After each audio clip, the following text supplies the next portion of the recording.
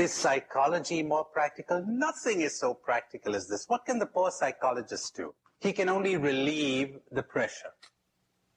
I'm a psychologist myself, and I practice psychotherapy. But I have this great conflict within me when I have to choose sometimes between psychology and spirituality. I wonder if that makes sense to anybody here. It didn't for many years. All right, I'll explain that. I'll explain that. It didn't make sense to me for many years until I suddenly discovered that people have to suffer enough emotionally before they're ready to wake up. And what I was doing as a psychotherapist was easing the suffering. People have to suffer enough in a relationship that they'd get disillusioned with all relationships. Isn't that a terrible thing to say? They've got to suffer enough in a relationship before they wake up and say, I'm sick of it. There must be another way of living than depending on another human being. And what was I doing as a psychotherapist? They were coming to me with their relationship problems, with their communication problems, etc. And sometimes that was a help. And sometimes, I'm sorry to say, it wasn't, because it kept them asleep. Maybe they should suffer a little more. Maybe they ought to touch rock bottom before they say, I'm sick of it all. It's only when you're sick of your sickness that you'll get out of it. Most people, they go to a psychiatrist or a psychologist to get relief. To get relief. You know the story of little Johnny who was they said he was mentally retarded, the poor kid. But he evidently wasn't, as you'll learn from the story I'm going to tell you, because he goes to modeling class in a school for special children, and he gets plasticine, and he's modeling it. He takes his little lump of plasticine and goes to a corner of the room, and he's playing with it. So the teacher goes up to him and says, "Hi, Johnny." And Johnny says, "Hi."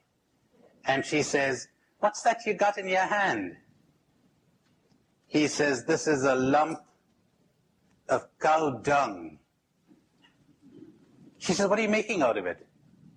He says, "I'm making a teacher." The teacher thought, little Johnny has regressed. She saw the principal passing by in the corridor, and she said, "Johnny's regressed." So the principal goes up to him and says, "Hi, son." And Johnny says, "Hi." He says, "What have you got in your hand?" He says, "A lump of cow dung." He said, "What are you making out of it?" And he says, "A principal." Well, the principal said, "This is the case for the school psychologist." Sent for the psychologist. The psychologist was a clever guy. He goes up, he says, "Hi." And Johnny says, "Hi." He says, "I know what you got in your hand." "What?" "A lump of cow dung." He says, "Right. And I know what you're making out of it." "What?" "You're making a psychologist." "No, not enough cow dung."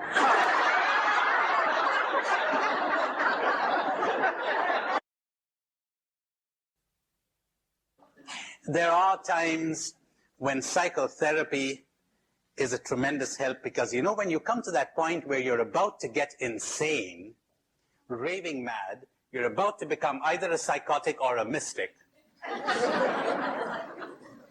Because that's what the mystic is. One sign that you've woken up, you're asking yourself, am I crazy or are all of them? It really is. Because they're crazy. The whole world is crazy. They're living on crazy ideas about love, about relationships, about happiness, about joy, about everything. They're crazy. To the point that I've come to believe that if everybody's saying something, you can be sure it's wrong. Sure.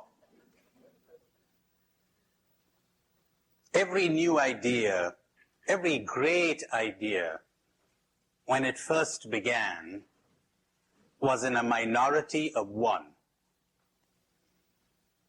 That guy called Jesus Christ, minority of one. Everybody was saying something different.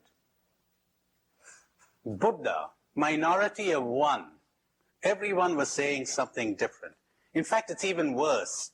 I think it was Bertrand Russell who said, every great idea starts out as a blasphemy.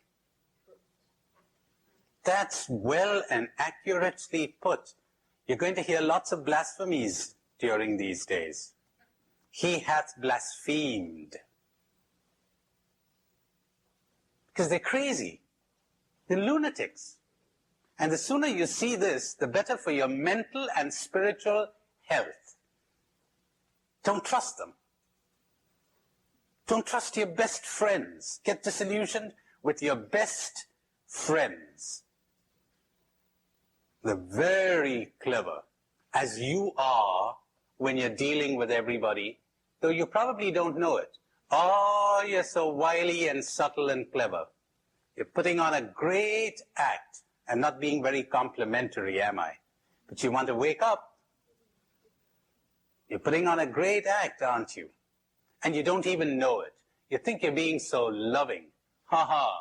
Whom are you loving? Even when you go in for self-sacrifice, as Claire was telling us a little while ago. Gives you a good feeling, doesn't it? Me, I'm sacrificing myself. I'm living up to my ideal. Boy, you're getting something out of it, aren't you? You're always getting something out of everything you do until you wake up.